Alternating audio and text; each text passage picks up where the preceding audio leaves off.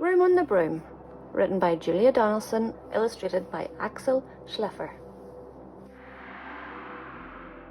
The witch had a cat and a very tall hat, and long ginger hair which she wore in a plait. How the cat purred and how the witch grinned, as they sat on their broomstick and flew through the wind. But how the witch wailed and how the cat spat, when the wind blew so wildly, it blew off the hat. Down, cried the witch, and they flew to the ground. They searched for the hat, but no hat could be found. Then out of the bushes on thundering paws, there bounded a dog, with the hat in his jaws. He dropped it politely, then eagerly said, as the witch pulled the hat firmly down on her head, "I'm a dog, as keen as can be. Is there room on the broom for a dog like me?" "Yes," cried the witch, and the dog clambered on. The witch tapped the broomstick, and whoosh, they were gone. Over the fields and the forests they flew. The dog wagged his tail and the stormy wind blew. The witch laughed aloud and held on to her hat, but away blew the bow from her long ginger plait. "Down," cried the witch, and they flew to the ground. They searched for a bow, but no bow could be found. Then out from a tree with an ear-splitting shriek, there flapped a green bird with the bow in her beak. She dropped it politely and bent her head low, then said as the witch tied her plait in a bow, "I'm a bird, as green as can be. Is there room on the broom for a bird like me?" "Yes," cried the witch, so the bird fluttered on. The witch tapped the broomstick, and whoosh, they were gone. Over the reeds and the rivers they flew. The bird shrieked with glee and the stormy wind blew. They shot through the sky to the back of beyond. The witch clutched her bow but let go of her wand. "Down," cried the witch, and they flew to the ground. They searched for the wand, but no wand could be found. Then all of a sudden, from out of a pond, leapt a dripping wet frog with a dripping wet wand.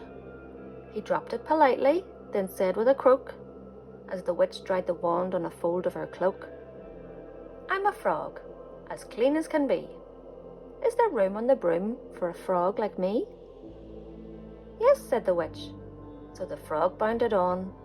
The witch tapped the broomstick, and whoosh, they were gone. Over the moors and the mountains they flew. The frog jumped for joy, and the broom snapped in two. Down fell the cat and the dog and the frog. Down they went tumbling into a bog. The witch's half broomstick flew into a cloud, and the witch heard a roar that was scary and loud. "I'm a dragon, as mean as can be, and I'm planning to have witch and chips for my tea." "No," cried the witch, flying higher and higher. The dragon flew after her, breathing out fire. "Help!" cried the witch, flying down to the ground. She looked all around, but no help could be found. The dragon drew nearer and, licking his lips, said, "Maybe this once I'll have witch without chips." But just as he planned to begin on his feast, from out of a ditch rose a horrible beast. It was tall, dark and sticky, and feathered and furred. It had 4 frightful heads, and it had wings like a bird. And its terrible voice, when it started to squeak, it was a yowl, and a growl, and a croak, and a shriek. It dripped and it squelched as it strode from the ditch, and it said to the dragon, "Buzz off, that's my witch." The dragon drew back and he started to shake. "I'm sorry," he spluttered, "I've made a mistake. It's nice to have met you, but now I must fly." He spread out his wings and was off through the sky. Then down flew the bird, and down jumped the frog, down climbed the cat, and phew, said the dog. "And thank you, oh thank you," the grateful witch cried. "Without you, I'd be in that dragon's inside."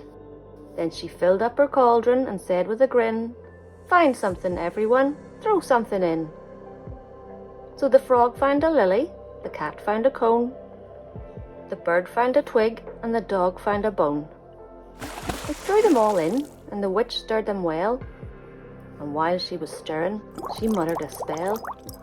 Iggity, ziggity, zaggity, zoom!